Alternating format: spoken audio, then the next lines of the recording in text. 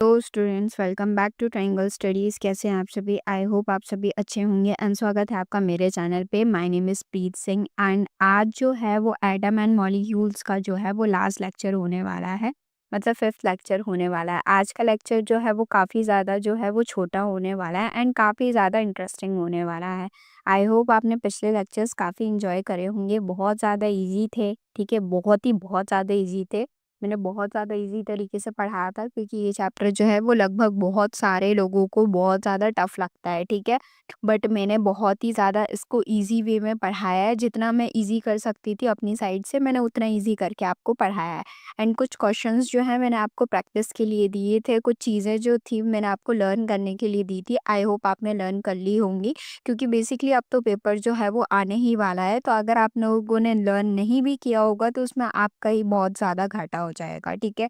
तो चलिए स्टार्ट करते हैं आज का लेक्चर बिना कोई टाइम वेस्ट करे। आज का लेक्चर जो है वो बहुत ज़्यादा छोटा होने वाला है बेसिकली, ठीक है? क्योंकि कुछ चीज़ें रह गई थी वो मुझे फिफ्थ लेक्चर में क्या करने, अगर मैं फोर्थ लेक्चर में उन चीज़ों को करवा देती तो बेसिकली लेक्चर जो है वो बहुत ज़्यादा बड़ा हो जाता है। इस वजह से मैंने जो है वो फिफ्थ लेक्चर लेना ठीक समझा, ठीक है?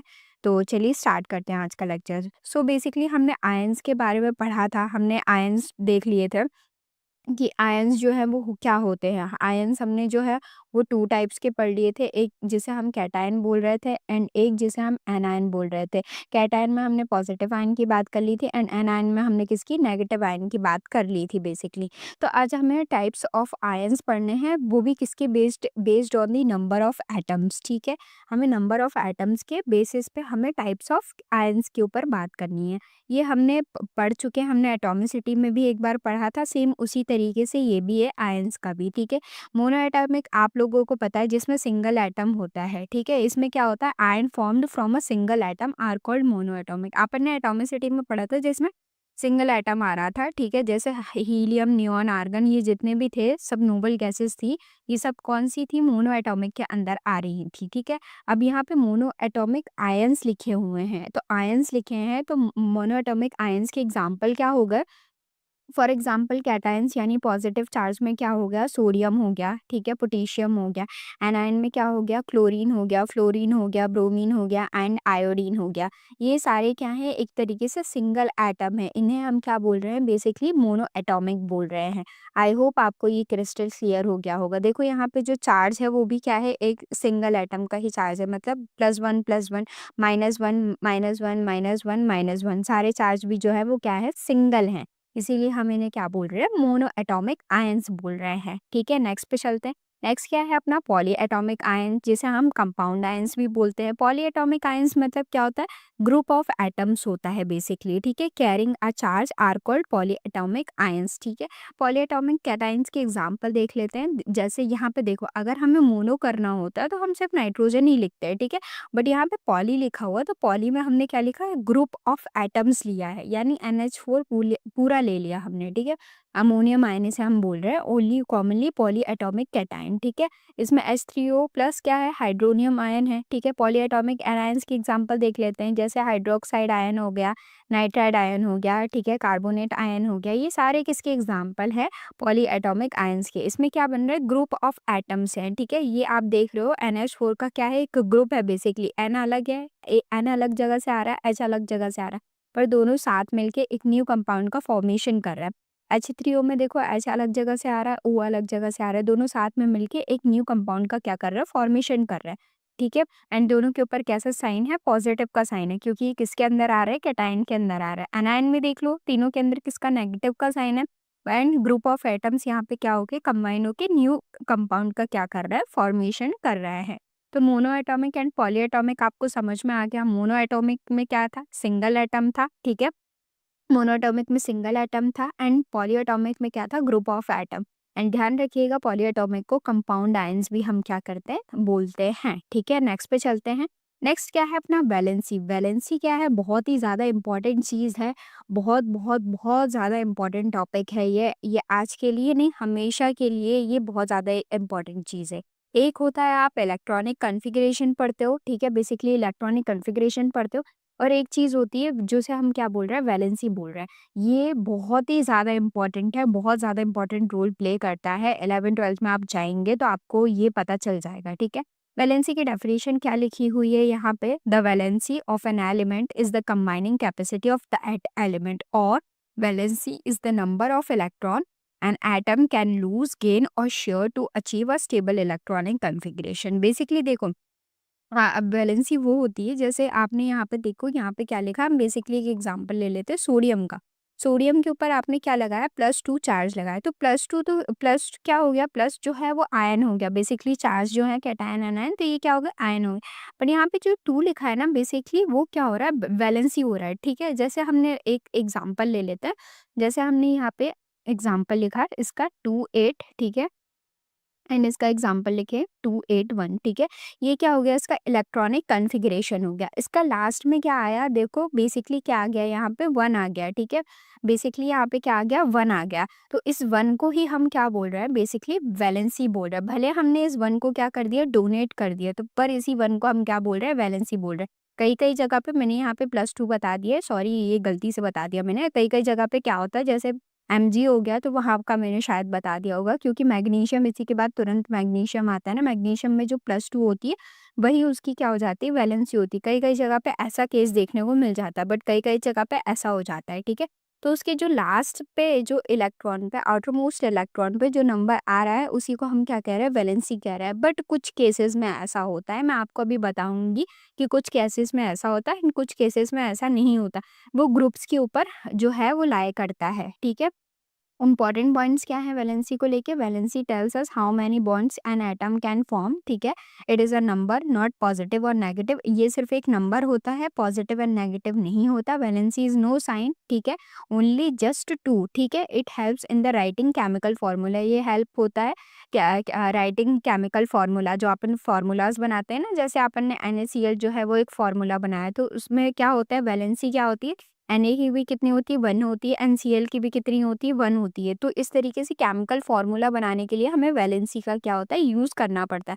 जैसे H2 हो गया, H2O हो गया, ठीक है। तो ये केमिकल फार्मूला, तो ये 2 क्या होता है, बेसिकली एक वैलेंसी होती है, ठीक है। तो इस तरीके से हमें केमिकल फार्मूला बनाने के लिए क्या किया जाता है, वैलेंसी हेल्प की नीड होती है, ठीक है।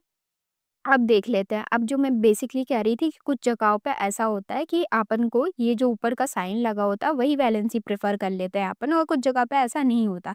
तो बेसिकली जो ग्रुप नंबर 1 to 4 है, ठीक है, आप अपने पीरियोडिक टेबल पे देखोगे, आप लोगों के पास अभी तक पीरियोडिक टेबल तो आ ही गया होगा।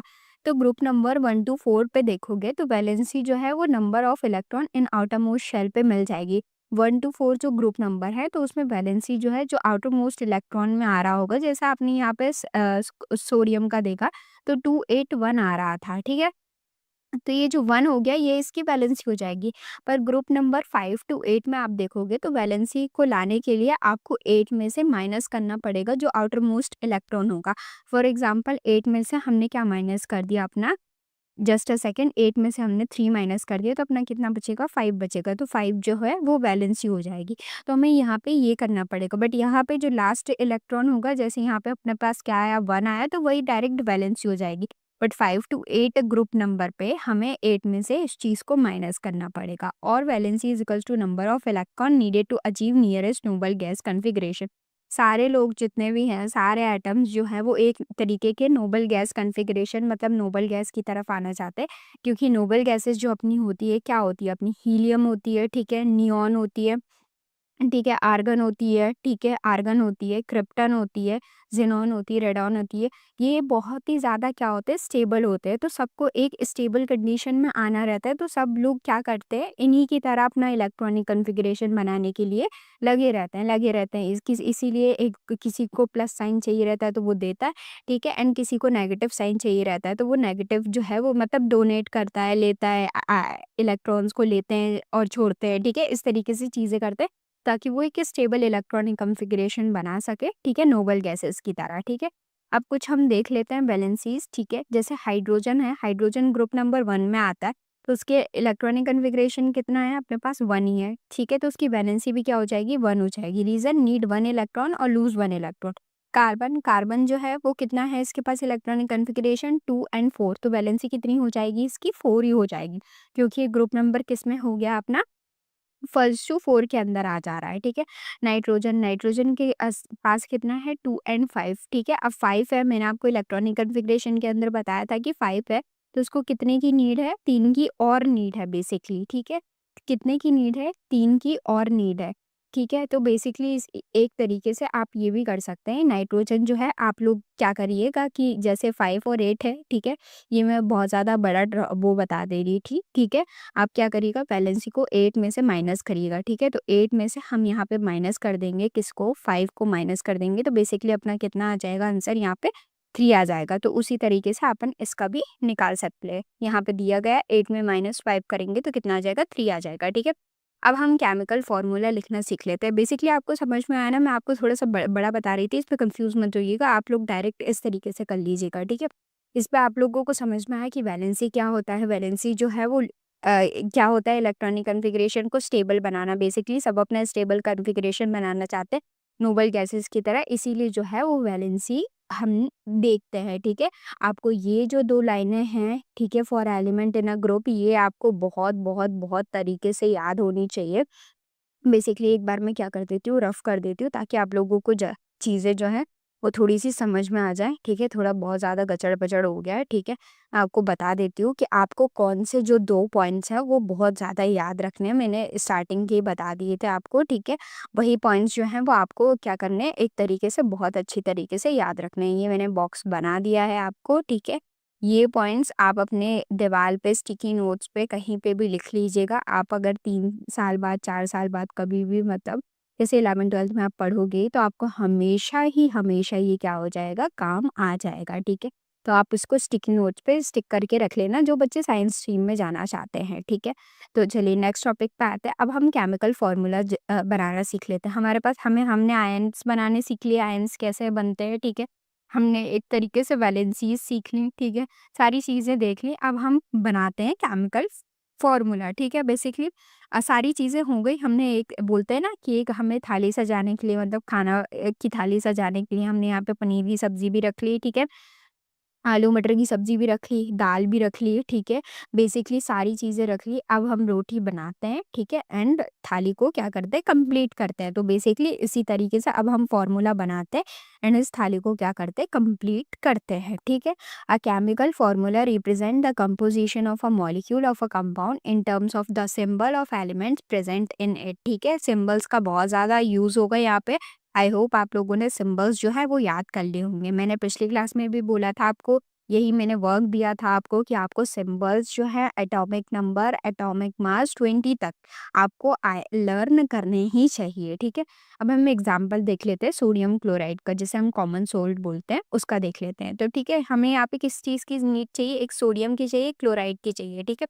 सोडियम ले लिया हमने, ठीक है, एंड क्लोरीन ले लिया।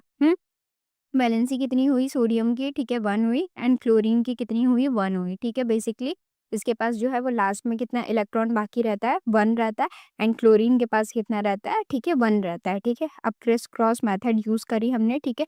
सोडियम के पास 1 है, क्लोरीन के पास 1 है अपना, ठीक है। तो इसकी वैलेंसी इधर चली जाएगी, इसकी वैलेंसी जो है वो इधर चली जाएगी। तो सोडियम जो है वो क्लोरीन का 1 ले लेगा, ठीक है, एंड क्लोरीन जो है वो सोडियम का 1 ले लेगा। अब 1 को हम बेसिकली लिखते तो नहीं है, ठीक है, तो इसीलिए क्या हो गया, सोडियम क्लोराइड जो है वो डायरेक्ट इस तरीके का कुछ फार्मूला जो है हमारा निकल के आ गया, ठीक है। आपको क्वेश्चंस बहुत आएंगे ये वाले, ठीक है, ध्यान रखिएगा। नेक्स्ट पे चलते हैं, नेक्स्ट एग्जांपल, एक और एग्जांपल देख लेते हैं मैग्नीशियम ऑक्साइड का। तो हम को किसकी नीड है, मैग्नीशियम के, एंड एक किसकी है, ऑक्सीजन की। तो मैग्नीशियम ले लिया हमने एंड ऑक्सीजन ले लिया, ठीक है। तो मैग्नीशियम के पास भी 2 वैलेंसी होती है, ऑक्सीजन के पास भी 2 वैलेंसी होती है, दोनों में फिर क्रिस क्रॉस मेथड यूज़ करी। अब उसको सिंप्लीफाई करने के लिए बेसिकली हमने क्या कर दिया, यहाँ पे डिवाइड कर दिया 2 से। तो 2 से अगर हम जब इसको डिवाइड किया हमने, तो बेसिकली ये क्या होगा, कट गया। देखो ना यहाँ पे mg का ये 2 यहाँ पे चला गया, O के पास भी 2 चला गया, ठीक है। बेसिकली तो इस तरीके से हमेशा ऐसे सामने सामने आपको नहीं करना, हमेशा क्रिस क्रॉस मेथड यूज़ करनी है, ठीक है। हमने डिवाइड किया तो डायरेक्ट फॉर्मूला क्या निकल के आ गया, MgO, मैग्नीशियम ऑक्साइड, ठीक है। आई होप आपको ये दोनों मैंने जो एग्ज़ाम्पल्स दिए हैं वो समझ में आ गए होंगे, ठीक है। अब ये कुछ समरी टेबल बना दिए कॉमन केमिकल फ़ॉर्मूलाज़ की, जो आपके पेपर में पूछे जा सकते हैं, ठीक है। ऐसा नहीं कि आप इनको रट लें, ठीक है, आपको खुद बनाने सीखने हैं, ठीक है। वाटर को बेसिकली हम कैसे रिप्रेज़ेंट करते हैं, H2O से, ठीक है। सोडियम क्लोराइड हमने देख लिया NaCl से, कैल्शियम ऑक्साइड को कैल्शियम ऑक्साइड को CaO से, ठीक है, एल्यूमीनियम ऑक्साइड को Al2O3, ठीक है। तो बेसिकली अब ये जो 2 दिख रहा है आपको, तो ये किसकी वैलेंसी है? बेसिकली ऑक्सीजन की वैलेंसी एंड जो 3 दिख रहा है वो एल्यूमीनियम की वैलेंसी है। मैग्नीशियम क्लोराइड में देख लिया अपन ने, ठीक है, सोडियम हाइड्रोक्साइड, ठीक है, calcium hydroxide and sodium sulphate, ये सारे हमने क्या देख लिए, इसके फॉर्मूले हमने देख लिए, ठीक है। अब मैंने आपको यहाँ पे कुछ क्वेश्चंस लिख के दिए हैं, ठीक है, राइटिंग केमिकल फॉर्मूलाज के ऊपर, ठीक है। आपको किसका बना के लाना है, मैग्नीशियम क्लोराइड का बना के लाना है, कैल्शियम ऑक्साइड का, कॉपर नाइट्रेट का, aluminium chloride and calcium nitrate का, ये 5 बना के लाने हैं। नेक्स्ट क्वेश्चन में क्या है, सोडियम ऑक्साइड का, एल्यूमिनियम हाइड्रोक्साइड का, पोटेशियम सल्फेट का एंड जिंक कार्बोनेट का, ठीक है। 5 4 कितना हो गया आपके पास, ये 9 क्वेश्चंस जो हैं वो आपको क्या करने हैं, प्रैक्टिस करने हैं, ठीक है। मैंने यहाँ पे लिख दिया है, आपको ये प्रैक्टिस करने हैं, तभी आपको पता चलेगा कि आपको ये बनाने आ गए कि नहीं आ गए, ठीक है। अगर आप वैलेंसी का फैक्टर जो है वो समझ जाओगे, वैलेंसी मतलब बनाना सीख जाओगे, तो आपको ये चीज़ें जो हैं वो बहुत ज़्यादा ईज़ी लगेंगी, ठीक है। तो आई होप आपको ये लेक्चर जो है वो पसंद आया होगा। आज का लेक्चर जो है वो बहुत ज़्यादा छोटा होने वाला था, and all the very best for your exam. बहुत सारे लोगों के एग्ज़ाम्स जो हैं वो स्टार्ट हो गए होंगे, तो उनको बहुत ज़्यादा ऑल द बेस्ट, ठीक है। आपने जितनी भी मेहनत करी है पूरे साल भर, तो वो ज़रूर ज़रूर ज़रूर आपको एक रिज़ल्ट, अच्छा रिज़ल्ट देगी। जैसी भी आपने मेहनत करी होगी, तो वही रिज़ल्ट जो है वो आपके सामने रहेगा। बस आप को उसे मतलब अपनाना है कि नहीं, जितनी मैंने मेहनत करी थी वो उसी का जो है वो रिज़ल्ट आया है, ठीक है? ना किसी का ज़्यादा आता है, ना किसी का कम आता है, ठीक है? तो all the very best, and next chapter आपको कौन-सा चाहिए, आप मुझे कमेंट सेक्शन में जो है वो बता सकते हैं। तब तक के लिए मिलते हैं नेक्स्ट लेक्चर में। बाय-बाय।